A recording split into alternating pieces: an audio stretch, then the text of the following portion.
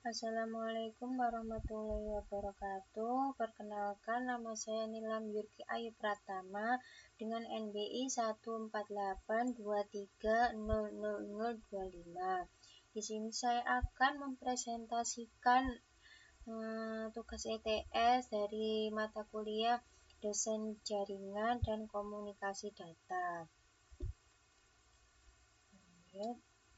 Terus langsung saja ke soal arsitektur jaringan.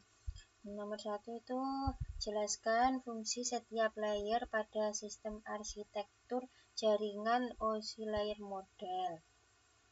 Nah, model OSI itu kayak panduan langkah-langkah supaya data bisa sampai dari satu perangkat ke perangkat lain dalam jaringan.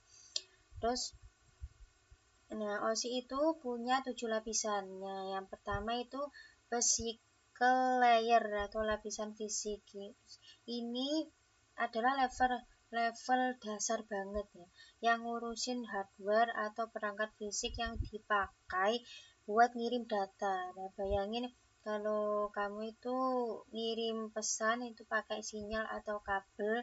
Nah, di sini itu tempatnya semua itu diatur. Itu biasanya yang diurus itu kayak kabel, konektor, sinyal, atau koneksi WiFi. Terus yang kedua itu ada data link layer. Nah, di lapisan ini itu data mulai dipecah jadi bagian-bagian kecil yang disebut frame. Nah, lapisan ini itu juga ngecek data biar nggak ada yang rusak atau hilang pas lagi dikirim.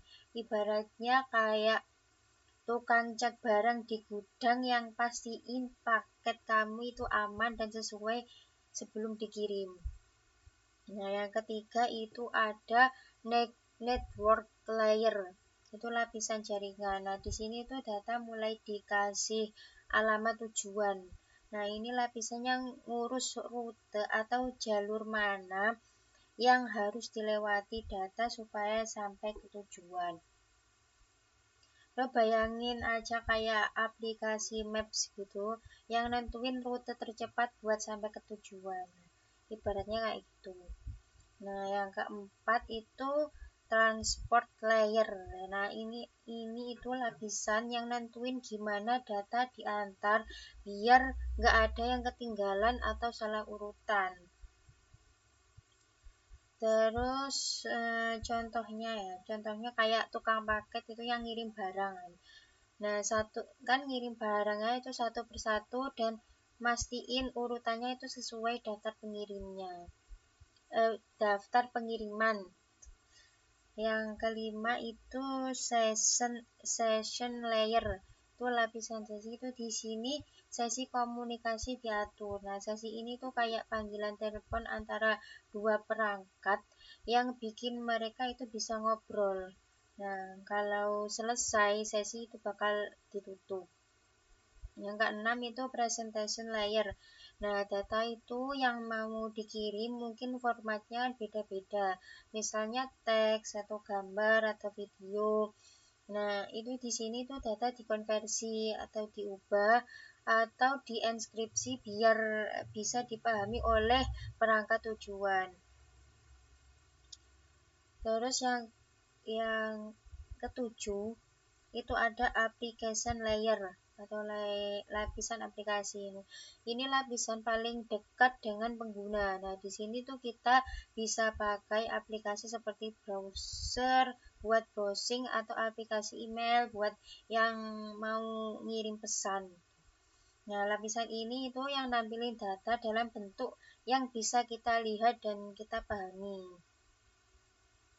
Ibaratnya itu kayak antar muka kita pas buka aplikasi di HP atau di komputer.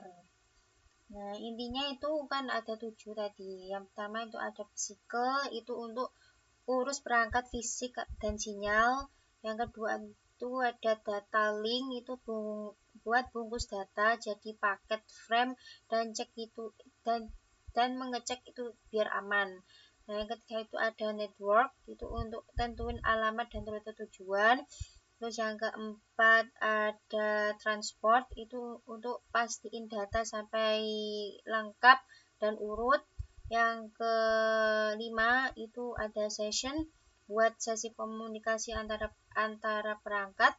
Yang keenam ada presentation, itu untuk konversi data biar bisa dibaca atau decode.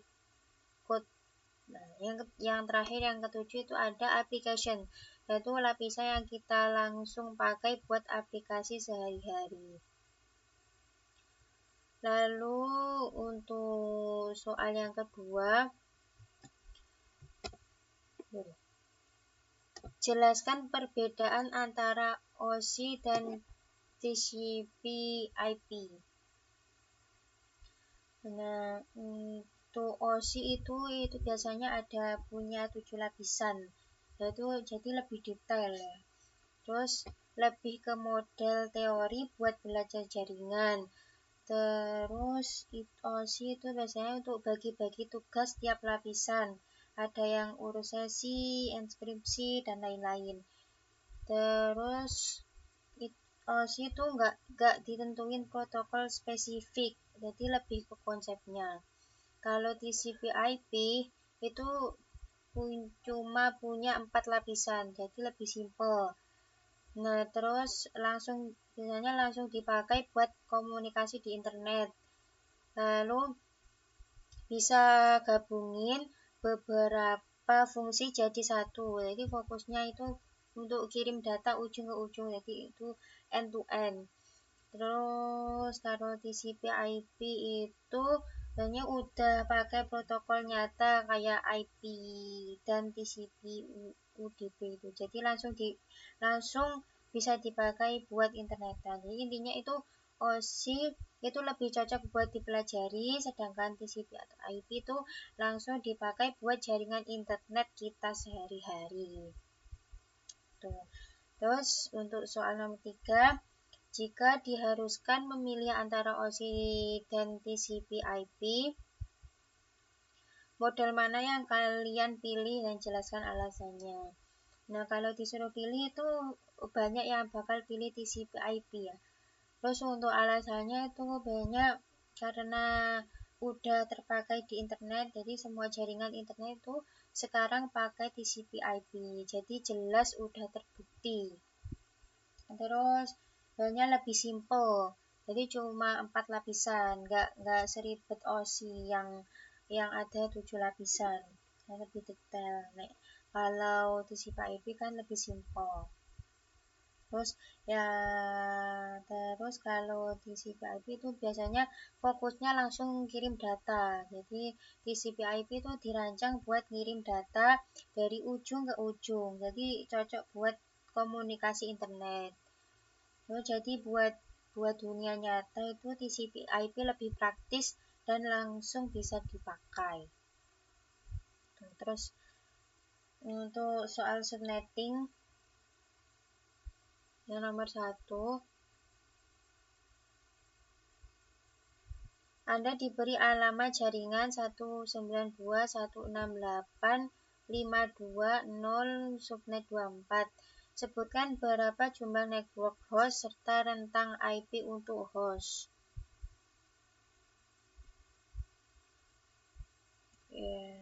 Itu yang pertama itu memahami notasinya.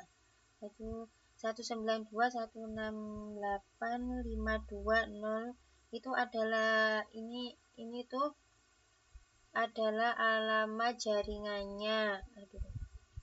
Sampai 0 ini adalah alamat jaringannya. Terus yang subnet 24 ini menunjukkan subnet mask, yaitu 24 bit pertama dari alamat IP. Jadi IP adalah bit yang menunjukkan network ID dan sisanya itu untuk host. Terus subnet mask dalam notasi biner. Nah,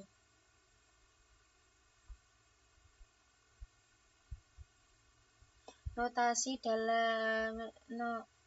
dalam notasi subnet 24 itu ada 1, 2, 3, 5, 6, 7, 8. Ini subnet pertama. 1, 2, 3, 4, 5, 6, 7, 8. Itu yang kedua.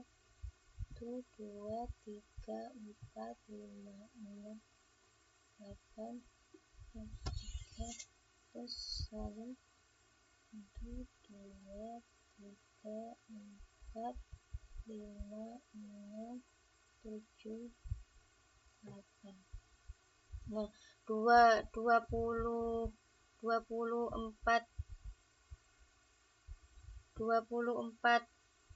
bit pertama itu adalah 1, yaitu menandakan bagian jaringan. Nah, yang 8 bit terakhir ini adalah 0, itu untuk menandakan bagian host.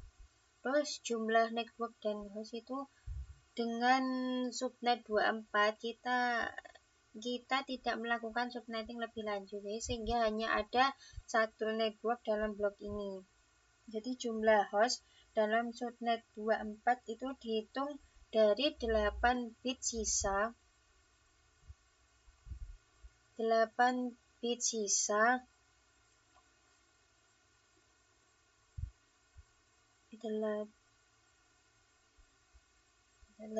sisa untuk host. Jadi rumusnya itu 2 dikurangi jumlah bit host ini kan ada 8. Jadi 2 pangkat 8 dikurangi 2. Jadi sama dengan 254 host.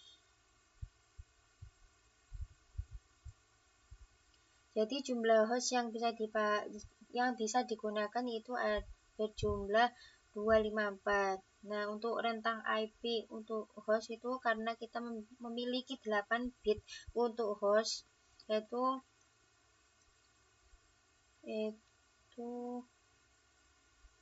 0, 0, 0, 4,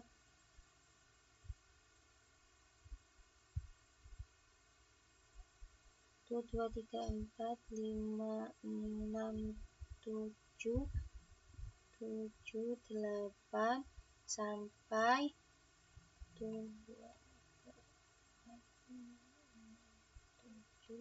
8 dalam biner itu. Jadi alamat IP pertama untuk host itu adalah yang pertama itu adalah untuk host itu adalah 192 192.168 titik 168 titik 52 titik 1. Itu alamat ini untuk alamat IP pertama. Nah, untuk alamat IP yang terakhir itu jadi 192 168 52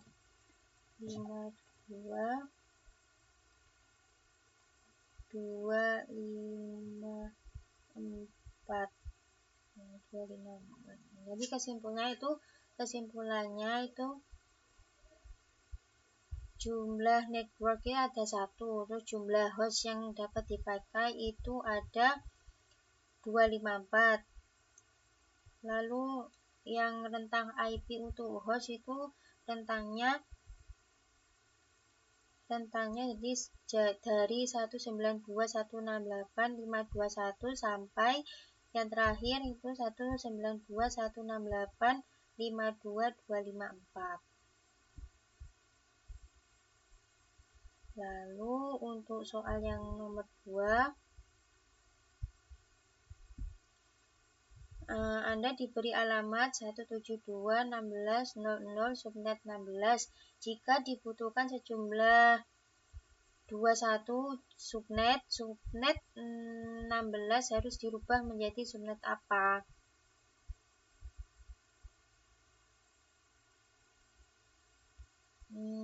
langkah pertama itu menentukan jumlah bit yang dibutuhkan untuk subnet. Nah, untuk menghasilkan 21 subnet, kita perlu menentukan berapa banyak bit tambahan yang perlu kita pinjam dari bagian host dalam subnet 16. Lalu kita gunakan rumus yang tadi, yang seperti tadi. Rumusnya itu 2 pangkat N. Bentar. Kita hapus dulu.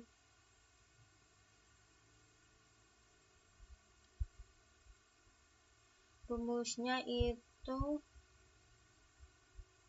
2 pangkat N lebih besar atau sama dengan jumlah subnet yang dibutuhkan. Jadi di mana N ini adalah jumlah bit yang kita pinjam dari bagian host. Nah, dalam kasus ini kita butuh 21 subnet. Jadi kita cari nilai N yang memenuhi. Jadi 2 pangkat N lebih besar atau sama dengan 21. Nah, dengan mencoba nilai itu, jika itu asumsi jika N sama dengan 4, itu maka 2 pangkat 4 kan sama dengan 16. Jadi ini tidak mencukupi. Kalau jika N sama dengan 5, maka 2 pangkat 5 itu sama dengan 32. Nah, kalau 32 kan cukup untuk 21 subnet. Jadi kita butuh 5 bit tambahan untuk subnetting. Nah, terus kita harus menentukan subnet mas baru. Awalnya kan alamat kita adalah kan subnet 16. Nah, yang berarti 16 bit pertama adalah bagian network. Terus dengan meminjam 5 bit tambahan dari bagian host, kita sekarang akan memiliki, kita akan awalnya tadi 16.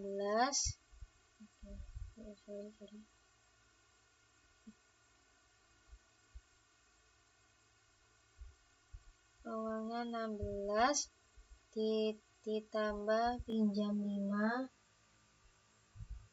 kan sama dengan 21 bit.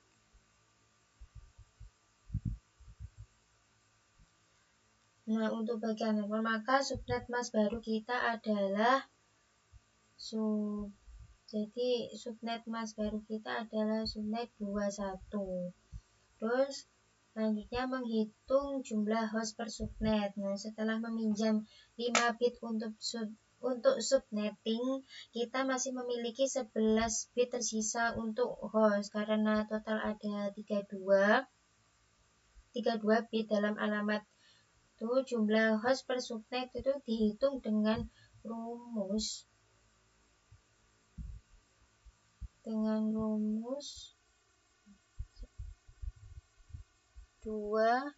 terus jumlah bit host kan masih 11 dikurangi 2. Jadi 2 pangkat 11 dikurangi 2, langsung aja dihitung 2046. Jadi maka setiap subnet 21 akan memiliki 2046 host yang dapat digunakan. Jadi kesimpulannya, terus lanjut soal yang nomor 3.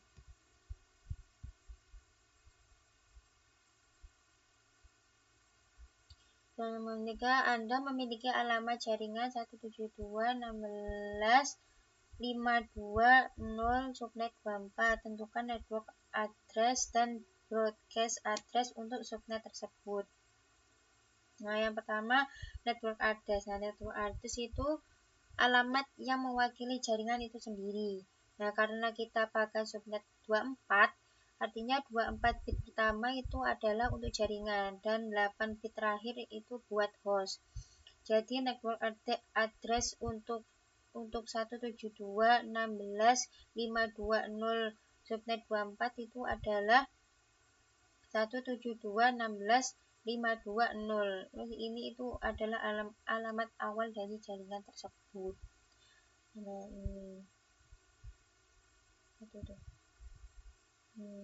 ini pokok ini alamat awal ini 52.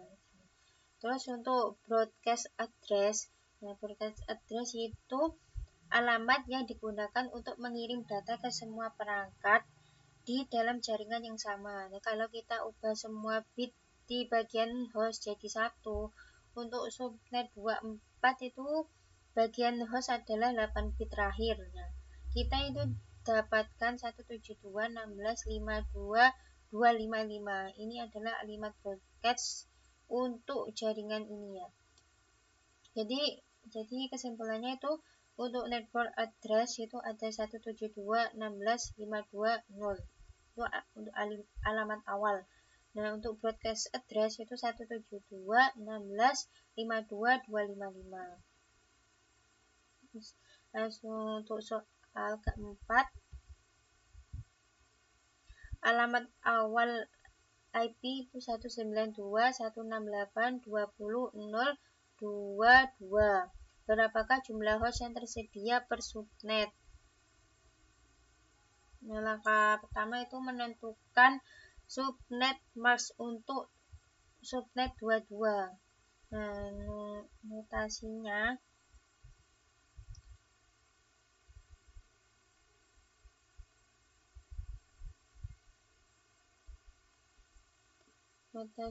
itu ada 1, 2, 3, 4, 5, 6, 7, 8. Alamat pertama 1, 2, 3, 4, 5, 6, 7, 8. Kedua 1, 2, 3, 4, 5, 6, 7, 8. 1, 2, 3, 4, 5, 7, 8. Nah, dalam desimal itu subnet mas subnet 22 itu adalah 255.255.2520. Nah, untuk langkah kedua itu menentukan jumlah bit untuk host. Nah, alamat IP menggunakan 32 bit dari subnet 22. Nah, kita sudah menggunakan 22 bit untuk network. Nah, sehingga sisanya ada 10 bit digunakan. 10 bit digunakan untuk host. Nah, langkah ketiga itu menghitung jumlah host per subnet. Nah, jumlah host yang bisa dihitung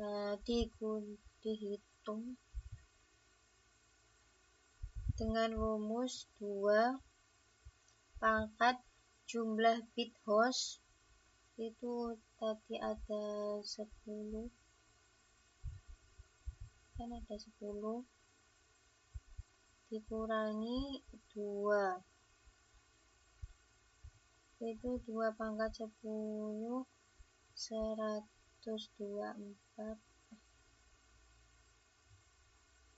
124 dikurangi 2 sama dengan 122.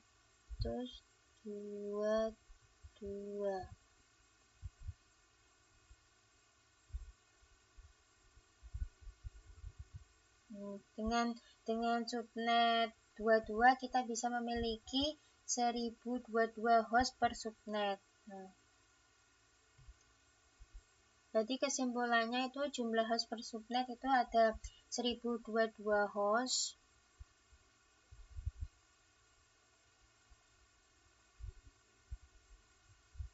Alasannya itu kita punya 1022 host itu adalah karena kita memiliki 10 bit untuk host yang menghasilkan 1024 kombinasi, tetapi 2 kombinasi dipakai untuk alamat network dan broadcast.